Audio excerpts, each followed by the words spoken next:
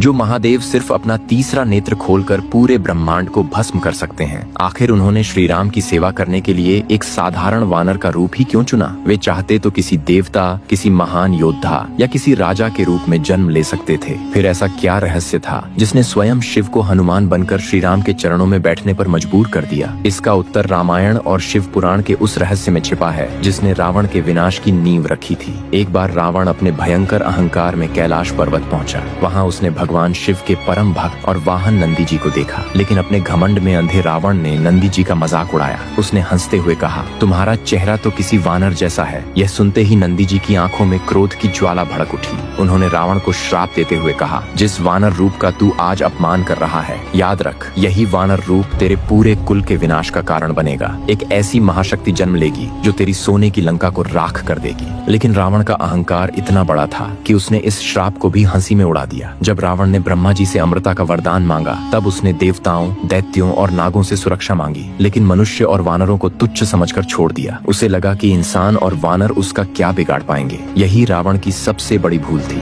दूसरी ओर पृथ्वी पर एक और दिव्य घटना घट रही थी। माता अंजनी, जो अपने पूर्व जन्म में स्वर्ग की अप्सरा पुंजिक स्थला थी, एक श्राप के कारण वानरी रूप में जन्मी थी। उस श्राप से मुक्ति पाने के लिए वे अंजनाद्री पर्वत पर वर्षों तक कठोर तपस्या कर रही थी। उनकी एक ही इच्छा थी, स्वयं महादेव उनके पुत्र के रूप में जन्म ले। उधर जब भगवान विष्णु ने रावण के अंत के लिए श्री राम के रूप में पृथ्वी पर अवतार लेने का निर्णय लिया, तब महादेव का हृदय अपने आराध्य प्रभु की सेवा करने के लिए व्याकुल हो उठा। शिव पुराण के अनुसार महादेव स्वयं श्री राम की भक्ति और सेवा का सुख प्राप्त करना चाहते थे, लेकिन प्रश्न था वे कौन सा रूप धारण करें। तभी नियति ने तीनों घटनाओं को एक सूत्र में बांध दिया। नंदी जी का श्राप, रावण का अहंकार और माता अंजनी की तपस्या। इन्हीं तीनों को पूर्ण करने के लिए भगवान शिव ने अपने 11वें रुद्र अंश को वानर रूप में प्रकट किया। वही दिव्य रूप आगे चलकर हनुमान कहलाया। महादेव ने राजा का रूप इसलिए नहीं चुना क्योंकि राज सत्ता के साथ अहंकार और मर्यादाएं जुड़ी होती हैं, लेकिन एक वानर पूरी तरह स्वतंत्र होता है। न छल, न घमंड, सिर्फ प्रेम, भक्ति और समर्पण। हनुमान जी ने अपने जीवन से साबित कर दिया कि सच्ची शक्ति विनम्रता और सेवा में होती है। यही कारण है कि स्वयं महादेव ने श्री राम की सेवा के लिए वानर रूप धारण किया, ताकि वे अपने आराध्य प्रभु के सबसे बड़े भक्त और सबसे महान सेवक बन सकें। अगर यह दिव्य रहस्य सुनकर आपके भी रोंगटे खड़े हो गए हों, तो कमेंट में पूरे भक्तिभाव से जय श्री राम जरूर लिखें।